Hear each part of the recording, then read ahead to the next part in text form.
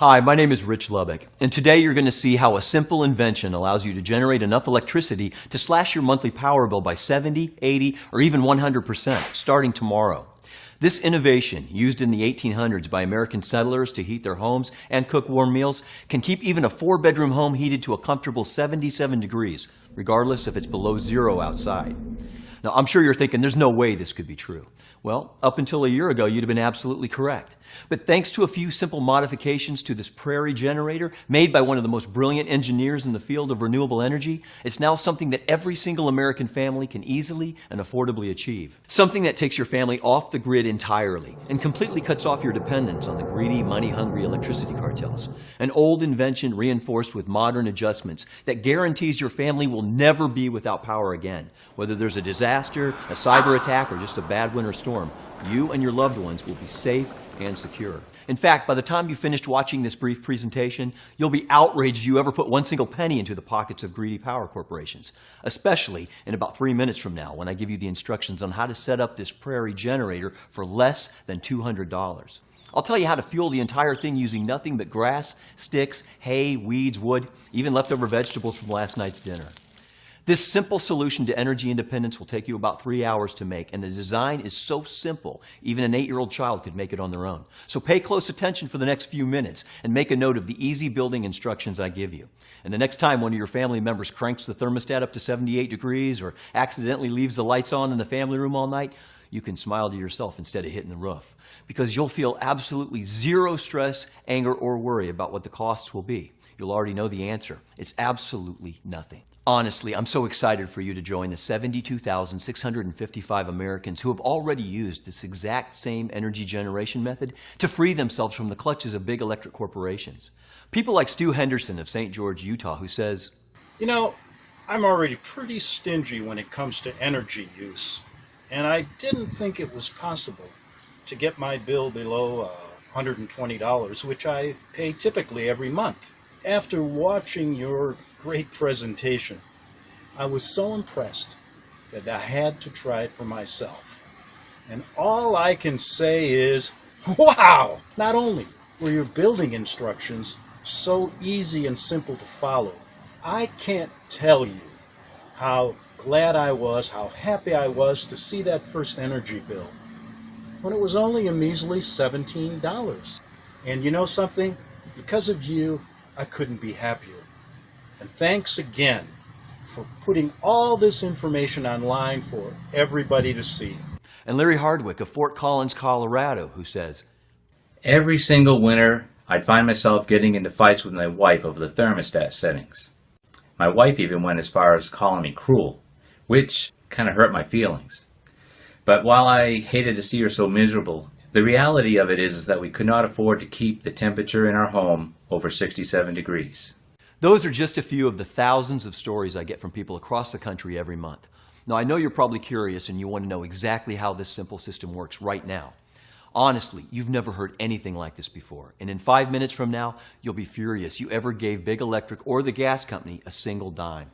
So let me go ahead and tell you who I am and why I know a secret way to go completely grid-free while eliminating your electric bills and gas bills almost entirely, armed with nothing but a few garbage bags full of grass. Like I mentioned before, my name is Rich Lubbock. I'm 56 years old, and I live about an hour outside of Chicago in a town called Naperville. Now, living in Illinois, high energy bills were something I'd been dealing with my entire adult life. I certainly never liked having to pay $220 or more each month to keep my home warm during the winters or cool during our muggy summers.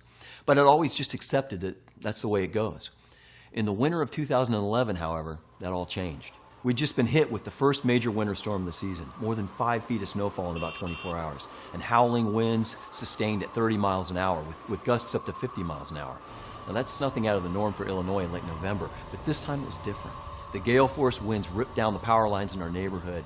We were completely without power. Our house was getting cold fast. And to make matters worse, my wife Lynn was 8 months pregnant with our first daughter.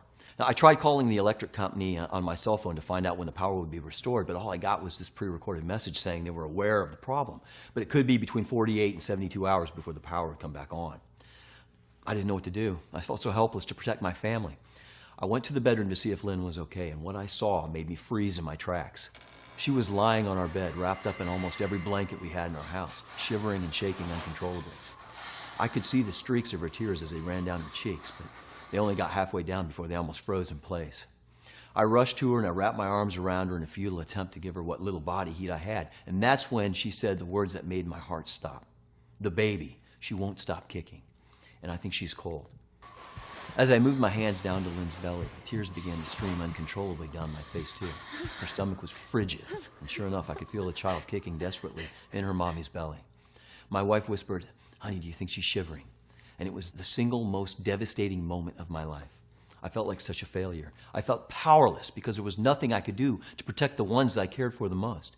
And I felt angry. Angry that I'd let my family get into this position in the first place. Angry that I was completely dependent on the electric company for my energy. And angry at myself for being complacent for so long, while just taking it as those penny-sucking energy cartels bled me and my family dry. I decided right then and there that I would never put my wife, my son, or my soon-to-be-born daughter in that situation again. When the power was finally restored about 2 days later, I immediately began researching every single energy alternative I could find. Clearly, relying on the electric company wasn't an option anymore. Not only did their power lines always seem to go down during bad storms, but they'd been absolutely price gouging me for more than a decade, and probably laughing all the way to the bank as they scooped thousands of my hard-earned dollars right out of my pocket. So I began to immediately look at alternatives that would help my family escape Big Electric's monopoly on our safety. I considered buying a heavy-duty generator. It would certainly be a good backup power source, and I did research on this option pretty intensely. But to get a really good high-quality generator, something that could provide enough energy for my entire home, I was looking at a $1,000 investment, and that wasn't including the cost of gas. At the time, gas prices were still really high, and paying $3.40 a gallon simply didn't make sense. Try powering your home full-time with a generator. You'd need to use about 90 gallons of gas per month. That's a total of $220 in a single month on gas alone, and who knows when the prices would spike again. Plus, it's not like I wanted 90 gallons of gasoline laying around my home. So, realizing a generator wasn't a real option, I began looking at solar power. I know we've come a long way when it comes to developing solar cells, and they can really be effective. But in a place like Illinois, where it can be overcast for a month straight during the winter, making your entire family dependent on solar panels seemed questionable at best. Plus, to have even a few panels professionally installed would have cost me $11,000, money I certainly didn't have laying around. And trying to get a do-it-yourself solar kit also seemed pointless, because not only did they cost anywhere from $500 to $1,000, but almost every review I read online said they rarely produce even 20% of the energy that their manufacturers advertised. That left me with only one option. If I was going to make sure I never let my family down again, and to get us energy independent forever, I was going to have to create my own solution, something that wouldn't cost much money and that I could build immediately without a bunch of complicated parts or technical skills required. So I locked myself in my study, I sat down in my favorite reclining chair, and I put my mind to work. I realized if I were going to really get the answer I was desperate for, I'd need to start looking outside the box. Fortunately, as a professional researcher in the field of renewable energy, I did have more resources at my disposal than the average person. Plus, over the years, I'd studied and tested a lot of renewable energy sources, including some pretty zany things most people had never even heard of before. For example, a year ago, we studied how urine could be turned into an energy source. Even though that might sound super bizarre, today everyone from the Department of Defense to entire villages in Nigeria are using urine generators to create no-cost energy supply. Of course, while something like this might actually work pretty well for creating a small amount of energy, there was no way it would power my 4-bedroom home. And even if it could, there was zero chance my family would get on board with such a disgusting energy source. So while bodily fluids were probably out, I knew there had to be a solution out there. And that's when I remembered one of the strangest experiments we'd ever performed at the laboratory. I was shocked when it appeared to work, but I realized it might just give me the answer I'd been looking for. Grass. Well, not just grass, but also sticks, fallen leaves, weeds, pretty much any other plant material you could think of, even your leftover food.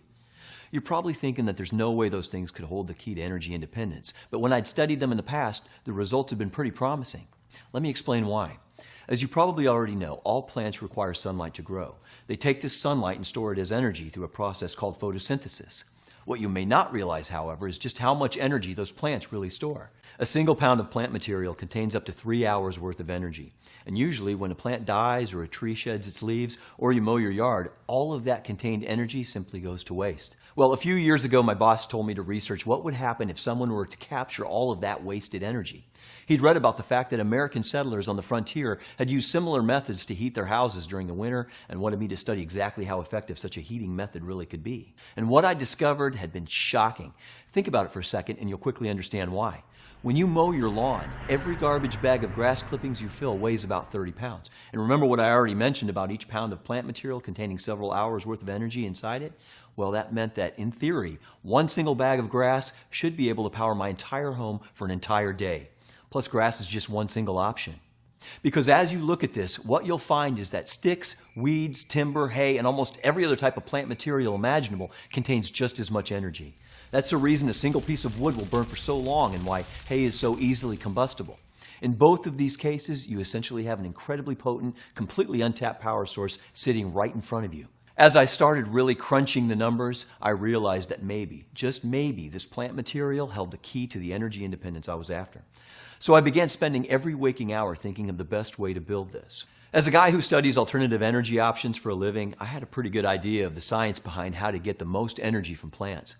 But what I didn't know was exactly how to capture that energy or easily convert it to energy. So I called up Jim Tellman, who was one of the best engineers in our lab, and I told him what I was trying to accomplish.